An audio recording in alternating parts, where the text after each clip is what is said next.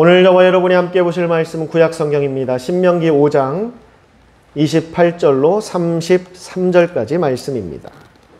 구약 성경 신명기 5장 28절로 33절까지 말씀을 저와 여러분이 나누어서 교독하도록 하겠습니다. 페이지 수로 270페이지에 있습니다.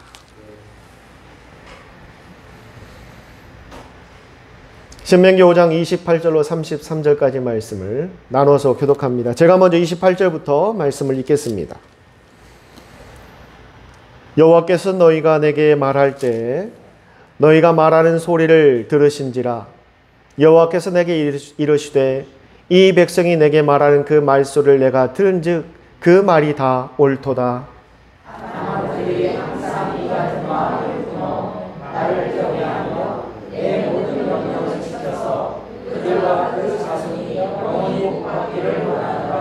가서 그들에게 각기 장막으로 돌아가라 이르고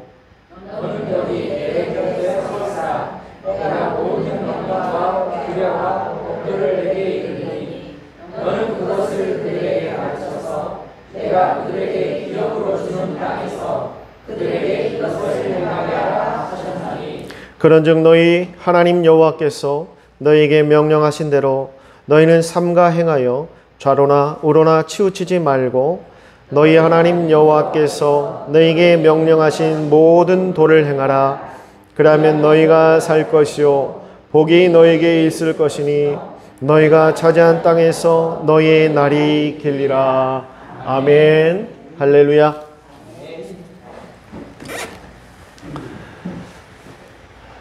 미국에 시카고라는 지역이 있습니다.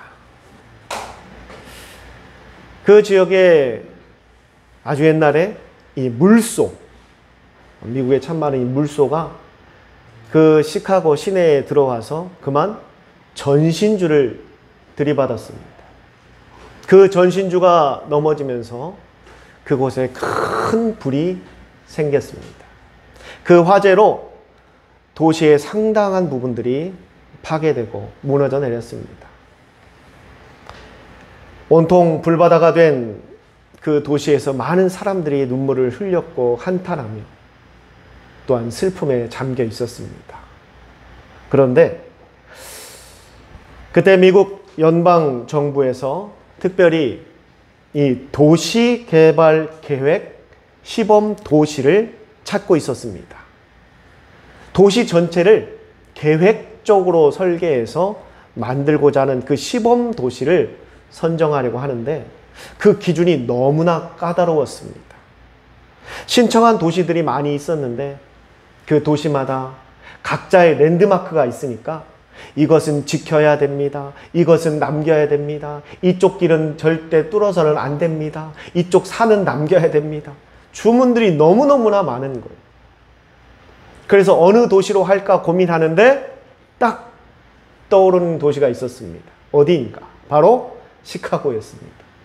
시카고는 그 도시가 다 불타버렸기 때문에 뭐 남길 랜드마크가 없습니다. 보존해야 될 길도 없습니다. 전부 다 잿더미가 돼서 다 무너져 버렸기 때문에. 그래서 결국 미국은 이 시카고를 도시개발계획 시범 도시로 선정하여 개발하게 되었습니다. 그래서 미국의 3대 도시 중에 하나가 바로 이 시카고가 된 것입니다. 시카고에 가면 큰 조형물이 하나 있습니다.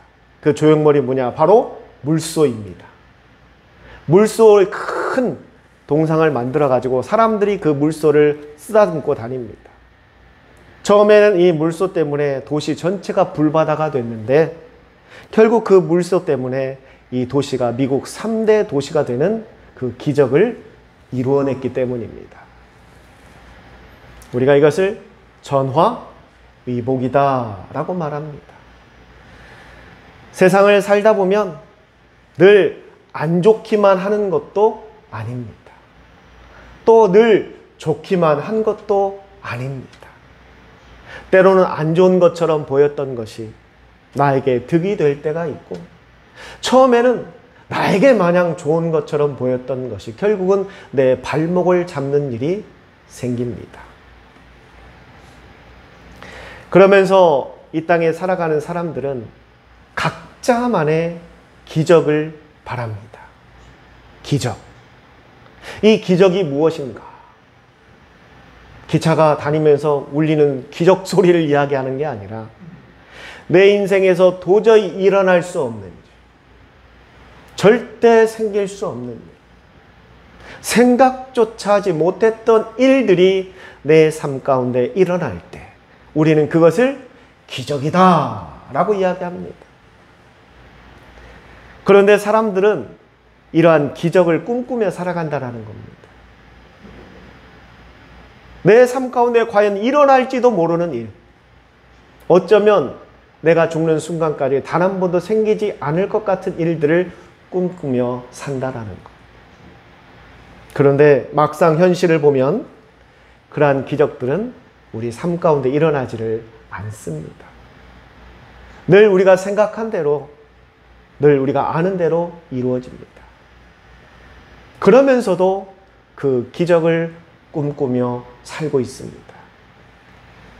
그런데 여러분, 시편 40편 5절에 보면 하나님께서 이렇게 말씀하고 있습니다. 여호와 나의 하나님이여, 주의 행하신 기적이 많고 우리를 향하신 주의 생각도 많도소이다. 내가 들어 말하고자 하나 주의 앞에 베풀 수도 없고 그 수를 셀 수도 없나이다. 할렐루야. 여러분, 다윗이 고백하는데요, 그가 뭐라고 고백하냐면, 하나님, 제가 살면서 너무나 많은 기적을 체험했습니다. 얼마나 그 기적이 많았으면 셀 수조차 없었다라고 말하고 있습니다. 참 놀랍지 않습니까? 우리는 평생을 살면서 한 번의 기적을 만나기도 어려운데 어떻게 이 다윗이라는 사람은 평생을 살면서 그 수를 헤아릴 수도 없는 기적을 체험할 수 있었을까? 부럽지 않습니까? 안 부러우세요? 저는 부럽더라고요. 나도 이런 삶을 살면 얼마나 좋을까? 여러분, 눈만 뜨면 기적이 일어납니다. 걸어갈 때마다 기적이 밟힙니다. 늘 매일 매 순간마다 기적이 나에게 일어나고 그 기적으로 인해서 놀라운 일들을 체험하는 삶. 생각만 해도 좋지 않습니까? 생각만 해도 좋지 않아요? 저는 오늘 설교를 준비하면서 저도 참 그런 목회를 했으면 얼마나 좋을까. 매 주마다 교회에서 기적이 일어나는 거예요. 막. 매일 매 순간마다 기적을 보는 겁니다. 할렐루야. 그런데 여러분, 이것이 그냥 허황된 꿈이 아니라는 거예요. 이루어질 수 없는 일이 아니라는 겁니다. 다윗의 이 고백은요, 그 기적이 일상이 되는 삶, 그러한 삶을 살았다라고 고백하고 있고, 우리 또한 그러한 삶을 살 수 있다라는 겁니다. 할렐루야. 오늘 우리가 본 성경 말씀이 신명기라고 되어 있습니다. 그렇죠? 신명기. 무슨 뜻인가? 신명기는 복사한다, 다시 쓴다, 되뇌인다 라는 뜻을 갖고 있습니다. 이 신명기는 모세가 기록한 5권의 성경 중에서 마지막 성경입니다. 창세기부터 성경을 쭉 5권을 썼는데 이 마지막 신명기를 썼어요. 신명기는 이제 애굽, 이집트를 탈출했던 그 이스라엘 백성들이 이제 가나안 땅에 들어가게 되잖아요. 40년간의 광야 생활을 끝내고 이제 가나안 땅에 들어갑니다. 가나안은 어디입니까? 하나님이 약속한 땅이에요. 자유의 땅입니다. 축복의 땅입니다. 풍요의 땅입니다. 기적의 땅입니다. 이제 그곳에 들어가서 하나님과 더불어 살게 될 때 어떻게 살아야 할지에 대해서 모세가 설교를 합니다. 총 3편의 설교를 하는데 그 3편의 설교를 기록한 것이 바로 이 신명기입니다. 그래서 신명기는 가나안 땅에 들어가 살게 될 그 백성들이 어떠한 삶을 살아야 할지에 대해서 가르치고 전하고 있습니다. 그런데 여러분, 모세가 성경을 몇 권을 썼다고요? 몇 권을? 5권을 썼습니다. 그런데 그 중에 이 신명기라는 성경이 사라져 버렸어요. 성경이 사라져 버렸어요. 실제 없어져 버렸습니다. 더 이상 그 성경을 볼 수가 없었어요. 그래서 모든 사람들이 이 모세가 기록한 오경 중에서 신명기를 제외한 4권만을 다들 전해서 읽고 있었습니다. 신명기는 없어졌다니까요. 그러다 한참 시간이 지났습니다. 한참 시간이 지나서 이 성경책이 드디어 발견이 되었어요. 이스라엘의 요시야 왕이라는 사람이 있었습니다. 그 요시야 왕은 선한 왕이에요. 이스라엘 역사에 보면 악한 왕이 있고 선한 왕이 있잖아요. 요시야는 선한 왕입니다. 그런데 그의 아버지부터 얼마나 악한 사람인지 몰라요. 하나님을 거부하고 우상을 섬기고 온갖 못된 죄를 다 저질렀습니다. 그런데 이 아들 요시야가 왕이 되면서 이건 안 되겠다. 이건 하나님의 뜻이 아니다. 이래서는 안 된다고 생각하고 종교개혁을 실시합니다. 우리가 제대로 하나님 앞에 서자. 이 우상들을 다 물리치고 우리가 온전히 하나님 앞에 예배드리며 살자라고 선언합니다. 그런데 여러분, 그동안 우상을 섬기며 살았던 그 사람들이 그냥 왕이 말 한마디 했다고 해서 그게 바뀔 수 있을까요? 안 돼요. 그동안 해오던 습관들이 있기 때문에 이 종교개혁이라는 게 쉽지가 않습니다. 그 잘못된 우상을 섬기고 그 온갖 모든 죄를 다 저지르면서 종교와 또 권력을 가진 정치인들이 결탁해가지고 온갖 범죄를 저지르며 그 안에서 이득을 취했던 사람들이 하루아침에 그걸 다 내려놓는다라는 게 어려워요. 쉽지 않습니다. 그래서 종교개혁을 하려고 하는데 쉽지가 않아요. 말을 안 들어요. 그때 하나님께서 그 잃어버렸던 성경책 신명기를 발견하게 하시는 겁니다. 그리고 왕이 선포합니다. 하나님께서 우리에게 잃어버렸던 말씀을 되찾게 하셨다. 그러니 온 백성들이 그 성전 앞에 다 몰렸습니다. 얼마나 기다리던 순간입니까?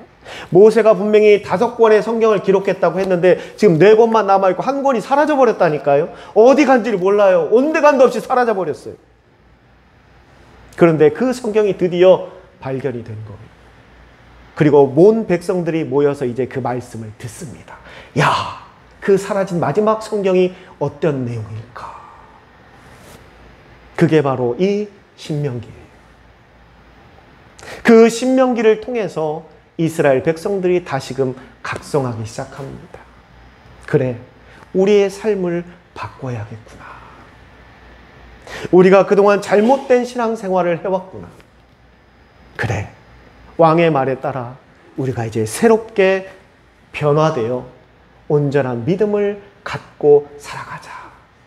그런 다짐을 할 수 있는 계기가 되었던 것이 바로 이 신명기입니다. 자, 의미가 있죠? 성경이 또 어떻게 그 타이밍에 발견이 되었을까? 이 발견된 것을 성경에 보면은요, 성전 저 깊숙한 곳에서 그 들어가 있었던 것을 찾았다고 합니다. 그동안 성전의 청소를 얼마나 많이 했겠어요. 그런데도 못 찾았어요. 수백 년 동안 못 찾았던 그 성경이 성전 청소하다가 거기서 나온 거예요. 그게 바로 이 신명기입니다. 그때 못 찾았으면 우리도 지금까지 못 읽었을지도 몰라요. 그러면서 이 신명기에서 전하는 것은, 처음에 신명기를 기록한 것은 가나안 땅에 들어가서 어떻게 살아야 할 것인가에 대해서 전하는 말씀이었지만, 종교개혁을 원하는 그들에게는 또 다른 의미로 다가왔다는 겁니다. 그들의 삶을 변화시킬 수 있는 방법, 그들의 잘못된 신앙을 바꿀 수 있는 방법을 성경이 가르쳐 주었다는 겁니다. 성도 여러분, 사람들은 기적이 이루어지기를 바랍니다. 그러나 그 기적이라는 단어처럼 우리에게 쉽게 찾아오지 않습니다.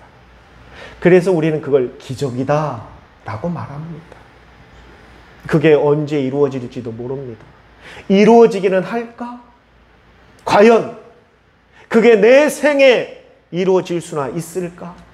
그러한 것들이기 때문에 우리는 기적이라고 말하는 겁니다. 그러나 여러분, 하나님께는 기적이란 없습니다. 하나님에게는 기적이라는 것이 없어요. 하나님은 그것을 뭐라고 말씀하시느냐? 하나님의 계획하심이라고 말하고 있습니다. 뭐라고요? 계획하심. 하나님은 계획하신 대로 일하십니다. 그걸 우리가 좀 어려운 말로 뭐라고 말하냐면요, 하나님의 섭리라고 이야기합니다. 하나님의 섭리, 하나님의 계획하심. 하나님은 모든 것을 계획하십니다. 그리고 그 계획대로 진행하시는 분이십니다. 그런데 그 계획이 우리의 삶 속에서 발현되었을 때, 그 계획이 드러났을 때 보이는 반응이 있다라는 거예요. 그 반응을 뭐라고 말하는지 아십니까? 바로 기적이라고 말하는 것입니다. 하나님의 계획을 모르는 사람들, 하나님의 섭리를 이해하지 못하는 사람들에게 일어나는 것을 기적이라고 말하지만, 하나님의 섭리를 알고 하나님의 계획하심을 깨달은 자들에게는 더 이상 그것은 기적이 아닙니다. 그건 우리의 일상이에요. 하나님은 한 나라를 세우시면서, 또한 민족을 이끄시면서, 또한 여러분 각자를 이 땅에 보내시면서 하나님은 계획하심이 있으십니다. 하나님은 계획하지 않고 하신 일이 없어요. 그 모든 것을 다 계획하셨고요, 준비하셨고 운행하고 계시고 그 계획대로 이루신 분이시고요, 단 한 번도 그 계획을 거스른 적이 없으시고요, 실패하신 적이 없으십니다. 여러분, 그 하나님이 여러분을 이 땅에 보냈을 때 계획함이 없으셨을까요? 우리가 가끔 그런 얘기 하잖아요. 엄마, 나는 어떻게 태어났어? 너 그냥 태어났어. 어쩌다 보니까 태어났어. 너는 계획도 안 했는데 나온 거야. 우리가 그렇게 말할 수 있겠지만, 여러분, 하나님은요, 우리 한 사람 한 사람을 이 땅에 보내실 때 많은 것을 계획하셨고 준비하셨고, 또한 그 뜻 안에서 섭리 가운데 지금도 인도하고 계십니다. 여러분, 예수 믿으십니까? 예수 믿으세요? 어떻게 예수를 믿었습니까? 우리가 어떻게 예수님을 믿게 되었을까요? 태어날 때부터 할렐루야 하면서 태어나신 분 계세요?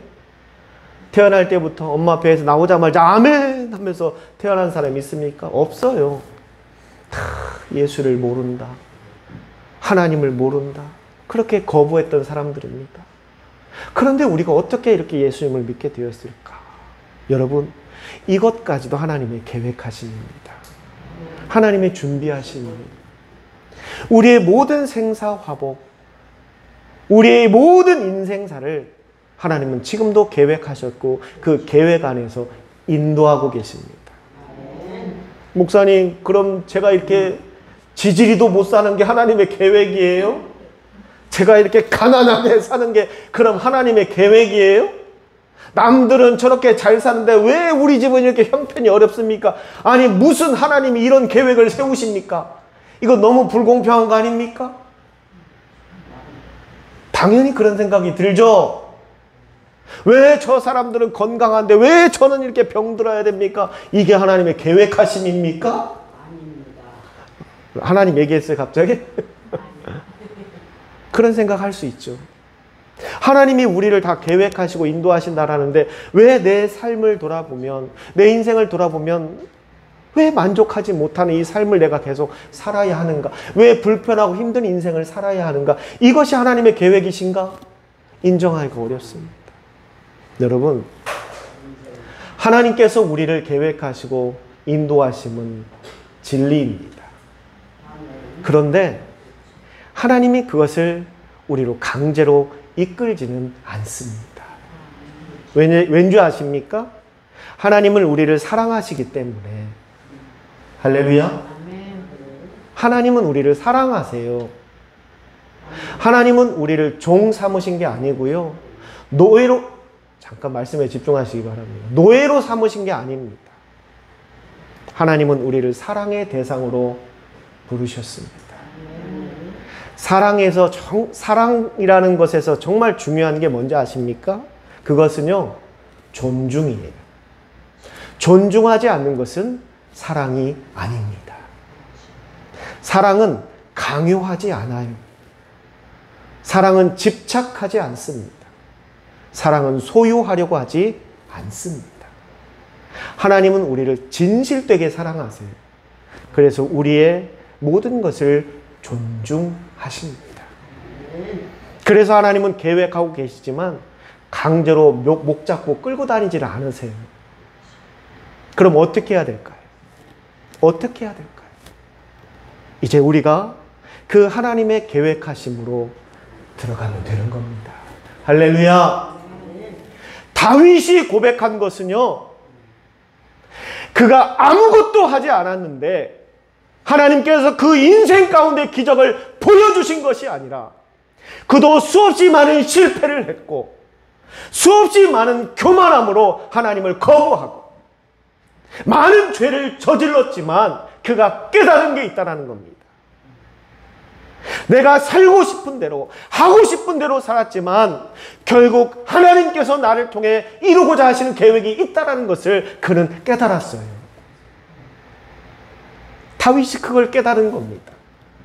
그 순간 다윗이 고백하는 겁니다. 하나님, 제가 하나님 나라의 문지기로 살더라도 하나님의 그 계획하심 안에 거하고 싶습니다. 그가 한 나라의 왕이었으면서도, 그가 모든 권세를 갖고 있었으면서도 그는 고백합니다. 제가 하나님 나라의 문지기가 되더라도, 그저 문을 지키는 보잘것없는 병사가 되더라도 하나님의 계획하심 안에 거하고 싶습니다. 다윗이 그걸 깨달은 거예요. 하나님은 나를 위한 분명한 계획이 있으시다라는 것, 나를 인도하고 계신다라는 것, 그리고 내가 이제 그 하나님의 계획하심 안으로 들어가야 내 인생에 축복이 있다라는 것을. 하나님 앞에 축복받는 사람들은요, 특별한 재능이 있어서 축복받은 게 아닙니다.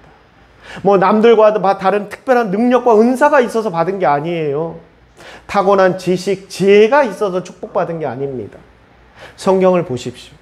정말 하나님의 축복 가운데 놀라운 은혜를 소유했던 사람들의 공통점은 뭐냐면요, 다 하나님의 그 계획하심 안으로 들어갔어요. 그걸 우리는 뭐라고 표현하는지 아십니까? 순종이라고 말하는 겁니다. 그게 순종이에요.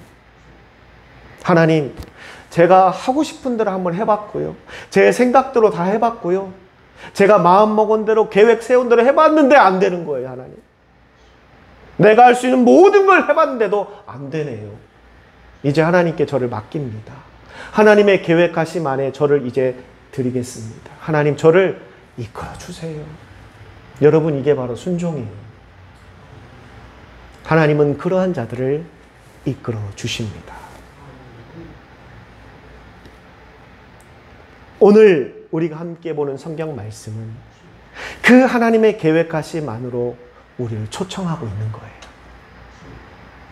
사랑하는 성도 여러분, 여러분들도 이러한 하나님의 계획하심 안으로 들어오시길 바랍니다. 그래야 세상에서 기적이라고 말하는 일들이 여러분의 일상이 될 수 있습니다. 세상에서는 생각조차 할 수 없었던 일들이 이제 여러분에게는 일상이 되는 겁니다. 이 얼마나 참 아름다운 삶이에요. 얼마나 복된 삶입니까? 그럼 우리가 어떻게 해야 그 하나님의 계획하심 안으로 우리가 들어갈 수 있을까? 첫째로 28절에 말합니다. 하나님께서 들으시는 기도를 하라고 말하고 있습니다. 뭘 하라고요? 기도. 어떤 기도? 그냥 입으로만 뭐 주문 외우듯이 막 하는 기도? 아니에요. 하나님께서 들으시는 기도를 하라. 할렐루야. 시편 5편 3절에 이렇게 말합니다. 여호와께서 내 간구를 들으셨으므로 여호와께서 내 기도를 받으시리라. 할렐루야.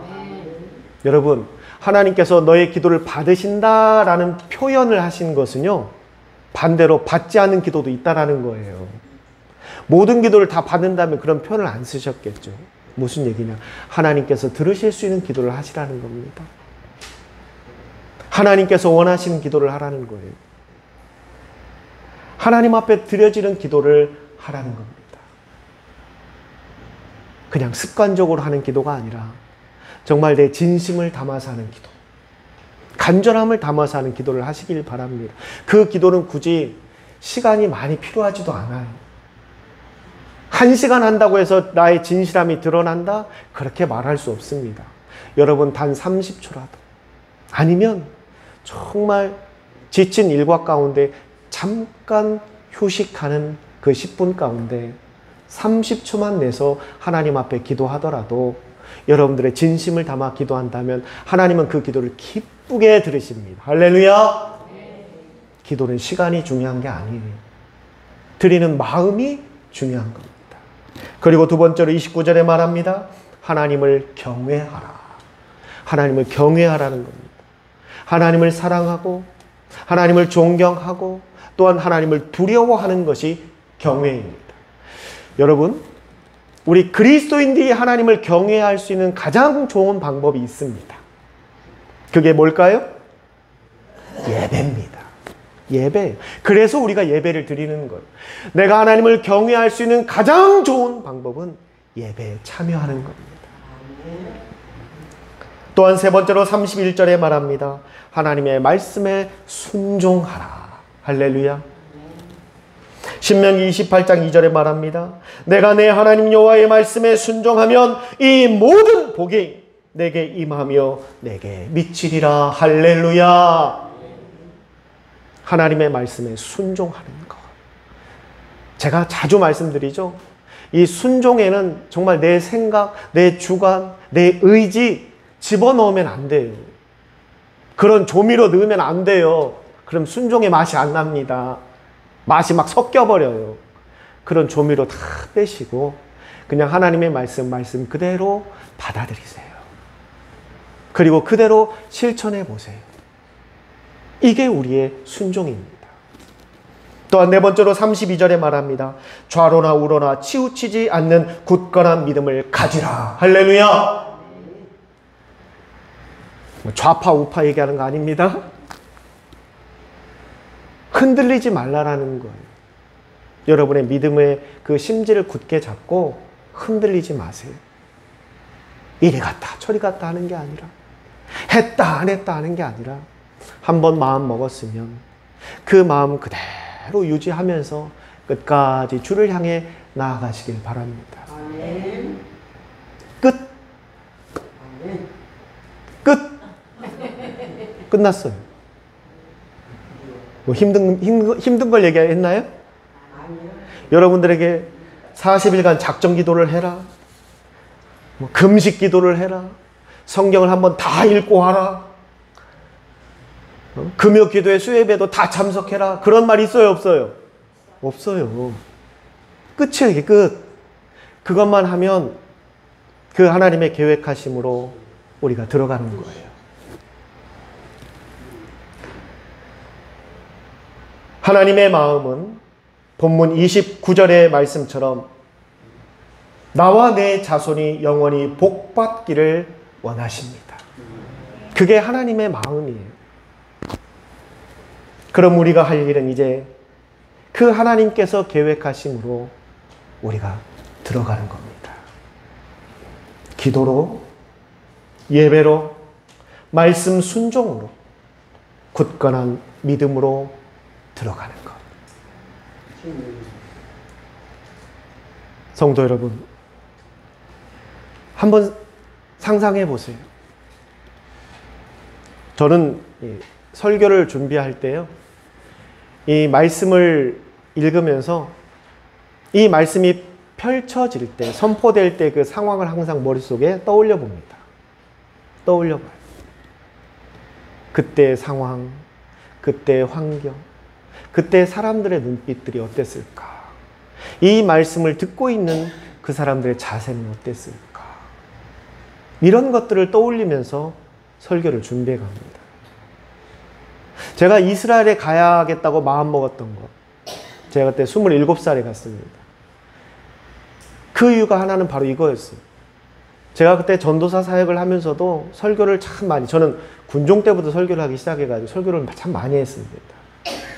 그런데 설교할 때마다 항상 한켠이 늘 답답하고 부족하다고 느꼈던 게 뭐냐면요, 그려지지가 않는 거예요. 하나님의 말씀이 읽어지고 이해는 되는데 제 설교 가운데 이 설교가 그려지질 않는 거예요. 그래서 저는 그 주님이 계셨던 그 땅을 보고 싶었습니다. 제가 직접 그 모든 것을 다 걸어가고 싶었고, 그 모든 공기, 상황, 그 돌들, 풀 하나하나까지도 제가 보고 싶었어요. 그래서 제가 이스라엘로 떠났고 그곳에서 공부하고 또 많은 것들을 배웠습니다. 그 가나안, 그 초입에서 모세는 이스라엘 백성들을 다 불러 모으고 이야기합니다. 이제 너희가 축복의 땅으로 들어가게 될 것이다. 하나님께서 약속하신 너희가 한 번도 경험해 보지 못한 세상으로 이제 들어가게 될 것이다. 너희는 상상조차 못했을 은혜고 축복이다. 그런데 그곳에 들어가서 그 은혜와 축복을 제대로 느끼려면 우리에게 준비가 필요하다. 그 준비가 없으면 이게 정말 축복인지 은혜인지도 구별하지 못하고 살 수밖에 없다. 나는 너희에게 그것을 전하고 싶다. 들으라. 그게 바로 신명기입니다. 하나님이 들을 수 있는 기도를 이제부터 해라. 하나님을 경외하는 삶으로 변화되어라. 그리고 이제부터 하나님의 말씀을 듣게 될 터인데 그 말씀을 들을 때마다 순종하라. 그리고 굳건한 믿음으로 흔들리지 말라. 오늘 이 시간에도 모세의 마음으로 제가 여러분들에게 전합니다. 여러분, 정말 여러분들이 상상할 수 없는, 생각조차 하지 못했던 놀라운 세상이 여러분을 기다리고 있습니다. 우리가 천국 가기 전에, 주님 만나기 전에 한번 그 세상을 살아봐야 되지 않겠습니까? 그저 말로만 듣지 말고 그 세상 가운데 한번 살아봐야 되지 않겠습니까? 오늘도 하나님은 여러분을 초청하고 있습니다. 그 세상으로 들어오라. 오늘 이 말씀을 꼭 가슴에 새기시고 그 하나님의 기적이 여러분의 일상이 되는 세상, 하나님과 함께 살아가는 복된 세상, 전 여러분이 꼭 그 세상 가운데 살아가시기를 주님의 이름으로 축원합니다. 기도하겠습니다. 참 좋으신 아버지 하나님, 하나님은 저희들을 위해서 많은 것을 준비하셨고 계획하셨고 또한 우리를 위해서 예비하셨습니다. 그런데 막상 이 세상을 살아가는 우리들은 그러한 것들을 전혀 누리지 못하고 있습니다. 너무나 안타깝고 너무나 불쌍한 인생들입니다. 우리가 누려야 할 것들이 너무나 많은데, 우리가 소유해야 될 것들이 너무나 많은데, 우리가 얻어야 할 것들이 너무나 많은데 그러한 것들을 전혀 체험하지도 못하고 살아가고 있습니다. 이 얼마나 불쌍한 인생들입니까? 하나님, 이제부터라도 깨닫게 하여 주시옵소서. 지금 우리가 살아가는 이 삶이 전부가 아님을 깨닫게 하여 주시옵소서. 지금 저들이 살아가는 인생이 전부가 아님을 알게 하여 주시옵소서. 하나님께서 우리를 이 땅에 보내실 때 우리를 위해 예비했던 그 축복의 세상으로, 기적이 일상이 되는 세상으로 우리 성도들이 들어갈 수 있게 하여 주시옵소서. 이제부터 저들의 삶이 하나님께서 들으실 수 있는 기도를 하고 늘 하나님의 말씀 앞에 순종하고 흔들리지 아니하는 믿음으로 나아가 저들의 삶이 온전히 하나님을 경외하는 예배로 드려지는 인생이 되게 하여 주시옵소서. 하나님, 주의 종이 간절히 기도하오니 이곳에 있는 우리 성도들 모두가 하나님께서 저들을 위해 예비해 둔 그 세상 가운데 살아가게 하여 주시옵소서. 이 모든 것 살아계신 예수님의 이름으로 감사하며 기도드리옵니다. 아멘.